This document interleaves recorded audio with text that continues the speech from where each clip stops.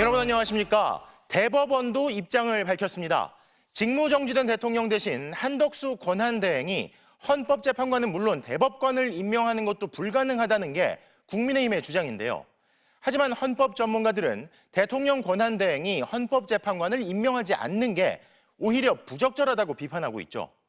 이런 가운데 대법원이 국회 임명 동의 절차를 거친 신임 대법관을 대통령 권한대행이 임명하더라도 헌법에 어긋나지 않는다고 밝힌 겁니다. 첫 소식 김현지 기자가 보도합니다. 대법원은 한덕수 대통령 권한대행이 신임 대법관을 임명하더라도 헌법에 어긋나지 않는다고 밝혔습니다. 6년 임기를 마치고 퇴임하는 김상환 대법관 후임으로 마영주 후보자가 지명돼 내일 인사청문회를 앞둔 가운데 대법원이 입장을 밝힌 겁니다.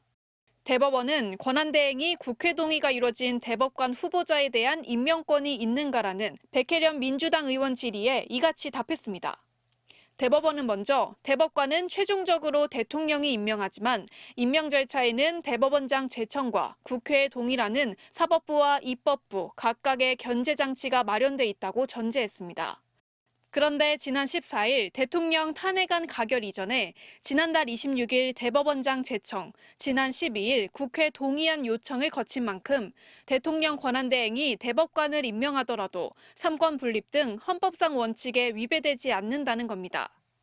대법원은 오히려 임명 절차 지연으로 국민들이 입을 피해를 걱정했습니다. 대법원은 임명 절차 지연으로 대법관 공백이 발생한다면 대법원 재판이 지연될 우려가 있다며 그로 인해 국민들이 장기간 법적 분쟁에서 벗어나기 어려워질 수 있다는 점을 감안해 주길 바란다고 밝혔습니다. 앞서 국민의힘은 한덕수 권한대행이 헌법재판관을 비롯해 대법관도 임명할 수 없다며 대법관 후보자 인사청문위원회 회의에 불참했습니다. MBC 뉴스 김현지입니다.